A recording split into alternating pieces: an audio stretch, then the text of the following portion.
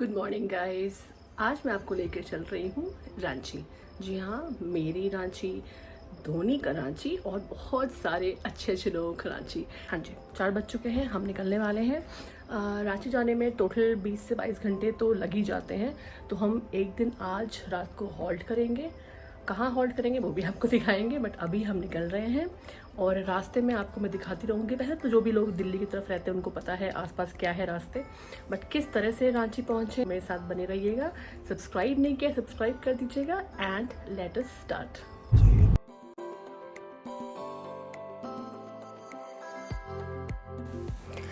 Delhi to Ranchi का total distance है approximately 1250 kilometre.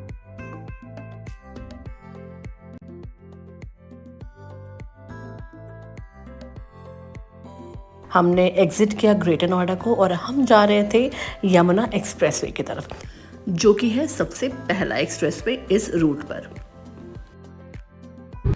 Guys, निकले हुए हमें 1 घंटा हो चुका है और सबसे पहला जो हमने यमुना एक्सप्रेसवे लिया था, करीब 250 किलोमीटर का वो पूरा एक्सप्रेसवे है। और उस एक्सप्रेसवे पर आप आराम से रुक करके हॉल्ट कर सकते हैं, चाय नाश्ता कर सकते हैं।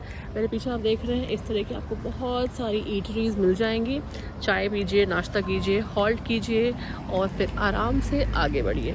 एक बहुत कमाल की चीज़ जो मैंने देखी वो थी सनराइज़। घर पर होते हुए हम सुबह उठते हैं, बट सूरज हमसे पहले उठ चुका होता है, इसलिए ये नज़ारा बहुत ख़ास है। थोड़ा सा आपको मैं बता दूं कि दिल्ली से रांची जाने के क्या क्या रूट ऑप्शन अवेलेबल हैं, आप क्या क्या ले सकते हैं।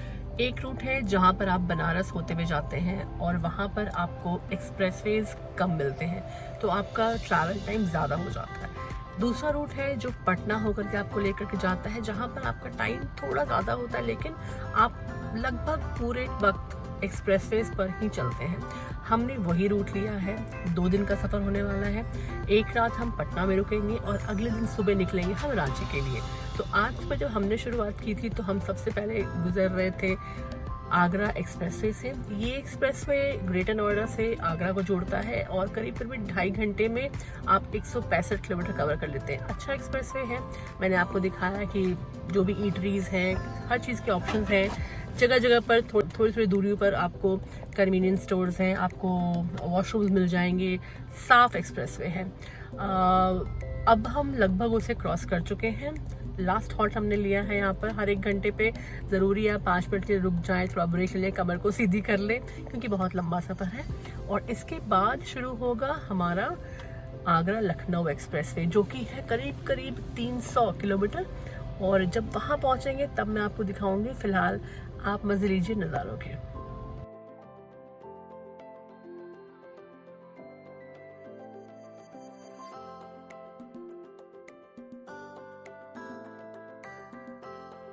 अब शुरुआत होने वाली है आगरा से लखनऊ तक के सफ़र का, यानी कि आगरा लखनऊ एक्सप्रेसवे।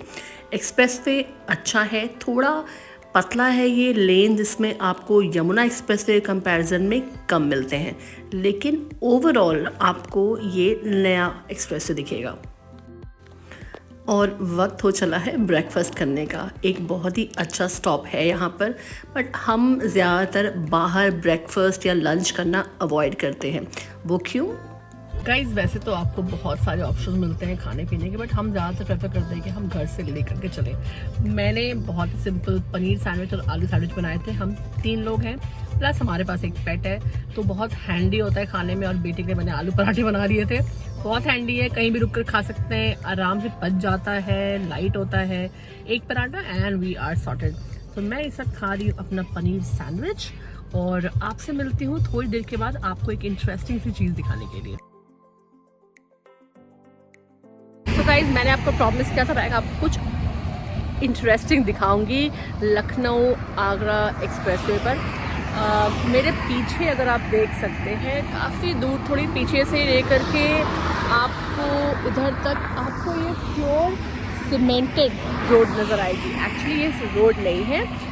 इस एक्सप्रेसवे के बीचों बीच एक एयर स्ट्रिप बनाई गई है, जहां पर इमरजेंसी में फाइटर जेट्स लैंड कर सकते हैं। इनफैक्ट जब इस एक्सप्रेसवे का इनाग्रेशन हुआ था तो मुझे जहां तक पता है जो हमारे टॉप ऑफिशियल्स थे वो जेट या हेलीकॉप्टर से ही आए थे इनॉग्रेशन में। बाकी ओवरऑल जो ये एक्सप्रेसवे है अच्छा है, बट बहुत स्मूथ नहीं है, बम्पी बहुत है, मेंटेनेंस मुझे ऐसा लगता है थोड़ी कम हो रही है। अदरवाइज़ हॉल्ट के लिए जगह कम है, थोड़ा नैरो है, ये 4 लेन है।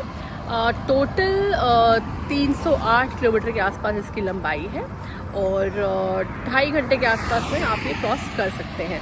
अब इसके बाद हम लखनऊ एंटर करेंगे और उसके बाद एक और एक्सप्रेसवे पे चढ़ेंगे हम, जो लास्ट एक्सप्रेसवे है बट सबसे लंबा।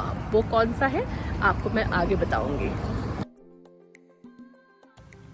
इस एक्सप्रेसवे पर बीच बीच में आपको कंस्ट्रक्शन होता हुआ भी दिखेगा, तो ध्यान रखिएगा कि आप इन ट्रकों से बच कर चलें, क्योंकि इस एक्सप्रेसवे की खासियत ये है कि आपको इस पर ट्रक्स बहुत दिख जाएंगे। और कहते कहते ये देखिए, ये रहा सबसे भयानक एक्सीडेंट जो हमने इस एक्सप्रेसवे पर देखा। ऐसे हमने कम से कम 3 से 4 एक्सीडेंट्स पूरे जर्नी में देखे और यकीन मानिए दिल मन सब ख़राब हो जाता है कुछ ऐसा देख करके। स्पीड थ्रिल्स बट किल्स, ये सही है guys. So please make sure कि आप जो भी इंस्ट्रक्शन है स्पीड का उसको फॉलो कीजिए। और बातें करते करते हम पहुंच चुके हैं एग्ज़िट पर। आप जब इस एग्ज़िट पर पहुंचेंगे आपको 2 रास्ते दिखेंगे, एक लखनऊ की तरफ और एक मोहन की तरफ। अगर आप लखनऊ की तरफ जाते हैं तो आपको शहर के बीचों बीच होकर के ये बाहर निकालेगा। अगर आप मोहन की तरफ मुड़ते हैं तो एक नया आउटर रिंग रोड बना है लखनऊ में, जो आपको लखनऊ के बाहर से पूर्वांचल की तरफ लेके जाएगा। तो गाइस अभी हम हैं हमारे लास्ट एक्सप्रेसवे पे, जो कि है पूर्वांचल एक्सप्रेसवे। ये करीब 200 किलोमीटर का एक्सप्रेसवे है और हमें ये बिहार के बॉर्डर पे उतारेगा, बक्सर के आसपास। उसके बाद हम एंट्री करेंगे पटना में। आज का रात का स्टे पटना में होगा और फिर कल सुबह हमारा प्लान है निकलने का रांची के लिए। तो ट्रिप को इसी तरह से इक्वल डिवाइड करना चाहिए। तो फिलहाल हमने स्टार्ट ही किया है इस एक्सप्रेसवे पे। एक बात का ध्यान रखिएगा, पूरे एक्सप्रेसवे पर खाने पीने की चीज़ें नहीं के बराबर हैं, तो अगर आपको कुछ भी लेना है तो पहले ही शॉपिंग कर डालिए, क्योंकि 200 किलोमीटर तक आप सिर्फ आराम ही कर पाएंगे। सिर्फ वक्त तो चला है टंकी को एक बार फिर से फुल कराने का।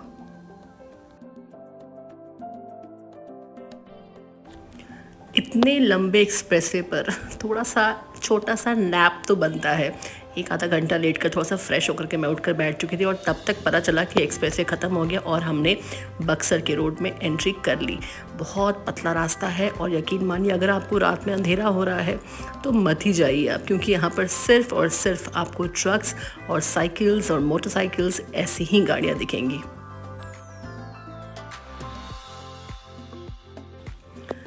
और गंगा का दर्शन कराना तो मेरा सबसे पहला काम है। गंगा है तो बिहार है, तो इसलिए गंगा को हर बिहार वासी पूजता है। गुड मॉर्निंग गाइस, सुबह के बज रहे हैं 6:30 और अब हम निकल रहे हैं पटना से। रात को करीब 9 बजे हम पटना पहुँचे। एक जान पहचान के होटल में स्टे किया है और अब निकलेंगे और मुझे लगता है 2 से 3 बजे के मैक्स हम पहुंच जाएंगे रांची, यानी लंच के लिए हम रांची ही पहुंचेंगे सीधा। ब्रेकफास्ट नहीं किया है, रास्ते में देखते हैं कहाँ कुछ मिलता है। अगर कुछ मिलेगा तो आपको बताऊंगी ज़रूर कहाँ आप हॉल्ट कर सकते हैं। अभी निकलेंगे और ज़्यादा रुकना भी नहीं है, क्योंकि अब बस पहुंचने की जल्दी है। कल का दिन बहुत लंबा रहा। पूर्वांचल से उतरने के बाद हमने पटना बक्सर हाईवे लिया था और उस पर हमें करीब 3 घंटे लग गए। रास्ते की हालत बहुत ख़राब है, तो अगर आप प्लान कर रहे हैं तो रिसर्च कर लीजिएगा। काफ़ी कंस्ट्रक्शन चल रहा है रास्ते में टुवर्ड्स पटना। जब आप लगभग पहुंच चुके होते हैं तो बहुत रश मिलेगा, बहुत ट्रैफिक है, बहुत डाइवर्जन्स हैं, तो रात में तो अवॉइड कीजिए बिल्कुल भी। बट जो रास्ता था वो तो लेना ही था। तो अब यहाँ से निकलेंगे और मैं आपको मिलूँगी रास्ते में ब्रेकफास्ट करते हुए, अगर कुछ मिला तो।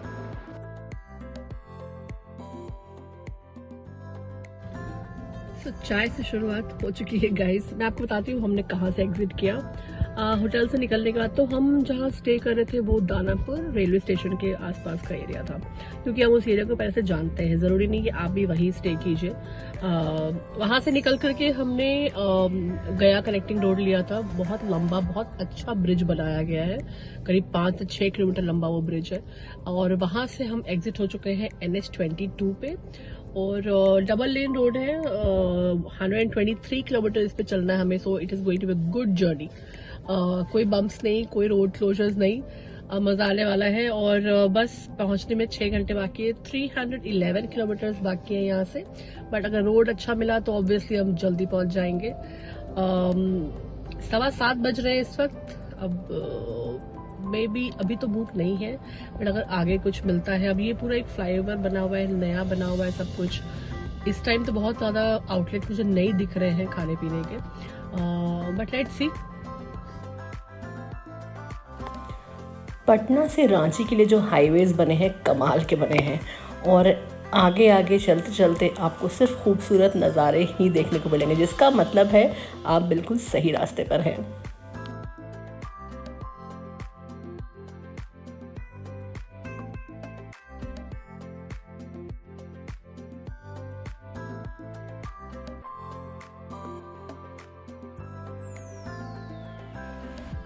गाइस अभी हमने क्रॉस किया है पटना गया टोल प्लाजा, पीछे आप देख सकते हैं। और बहुत अमेजिंग बात है कि पूरे रास्ते आपको चाय नाश्ता कुछ नहीं मिलने वाला है, कुछ भी नहीं मिल रहा था बहुत लंबे लंबे रूट्स पर। जब आप टोल क्रॉस करेंगे तब आपको छोटी छोटी टपरियाँ मिल जाएंगी यहाँ पर, इस तरह से आप कर सकते हैं। वो भी ज़्यादा कुछ खाने को नहीं है तो चाय ले सकते हैं। यहाँ के बाद हम एंट्री करने वाले हैं गया में, और उसके बाद बिहार एंड हो जाएगा, and then we will enter Jharkhand जिसका कैपिटल है रांची। आई कांट वेट, बचपन बताया वहाँ पर। तो लेट्स सी, आगे बिहार के बाद माउंटेन स्टार्ट हो जाएंगे, पहाड़ों से घिरा है झारखंड। अगर आपने नहीं देखा है तो आप मेरे साथ देखिएगा। ये देखकर आप समझ गए होंगे कि हम पहुँच चुके हैं हज़ारीबाग। हज़ारीबाग पहुंचने का मतलब है झारखंड के आउटस्कर्ट्स में एंट्री ले लेना। इस वक्त 150 किलोमीटर और बचे हैं और टाइम बता रहा है 3.25 घंटे, यानी कि 1 बजे हम पहुंच जाएंगे। ससुराल मेरा वहाँ पर, बचपन में मैं वहीं रही हूँ तो मेरा मायके भी वहाँ पर था। तो रांची से एक अलग सा लगाव है, इसलिए रांची जाने की बात होती थी एक अलग एक्साइटमेंट भर जाता है। छोटा शिमला इसे बोलते थे जब हम रहते थे यहाँ पर। मिनी शिमला इसलिए कहते थे क्योंकि पहाड़ों से ढका है, पहाड़ों से घिरा है, बहुत सारे फॉल्स हैं वहाँ पर, यानी कि झरने हैं वहाँ पर, बहुत सारे पहाड़ हैं, बहुत खूबसूरत है, बहुत सारे तालाब हैं, नदियाँ भी थी जो अब थोड़ी बहुत सूख रही हैं। बहुत खूबसूरत जगह है। तो जब हम रांची एंट्री करने वाले होंगे तब मैं आपको नज़ारे दिखाऊंगी, तब आप समझेंगे कि क्यों रांची लोगों के दिलों में बसा है। धोनी ने तो अब फेमस कर ही दिया है हमारे रांची को, बट रांची शुरू से बहुत खूबसूरत रहा है। और अगर किसी को एक छोटा विंटर वेकेशन चाहिए ना, साल के किसी भी महीने में, वो रांची आ जाए, आपको सब कुछ मिल जाएगा। आप यकीन नहीं मारेंगे, शायद अब भी बारिश हो रही है, अक्टूबर स्टार्ट होने वाला है और बारिश हो रही है। लीजिए, कहा ना मैंने, रांची का मतलब है बेहतरीन मौसम और बादलों ने हमारा स्वागत किया है।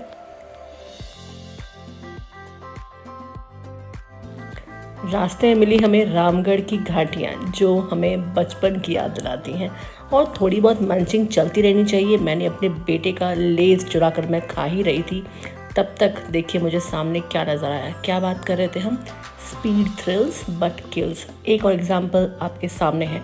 मैं हैरान थी कि ये गाड़ी चल भी कैसे पा रही थी।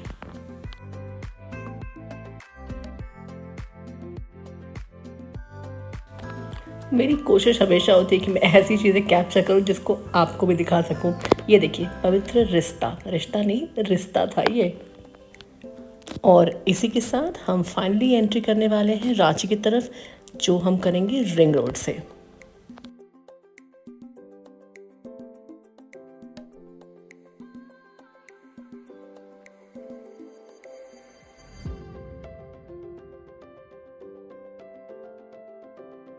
गाइस फाइनली बेहतरीन मौसम और हल्की फुल्की बारिश का मजा लेते हुए हम पहुंच चुके हैं रांची। वहाँ देख सकते हैं अब हमने रिंग रोड में एंट्री कर ली है। रिंग रोड से हमारा घर कुछ आधे घंटे की दूरी पर है। घर पहुंच जाएंगे और हमारा एक्चुअल प्लान है इस बार रांची का दशहरा घूमने का। सो होपफुली मैं वो भी आपको दिखाऊंगी एक अलग ब्लॉग में।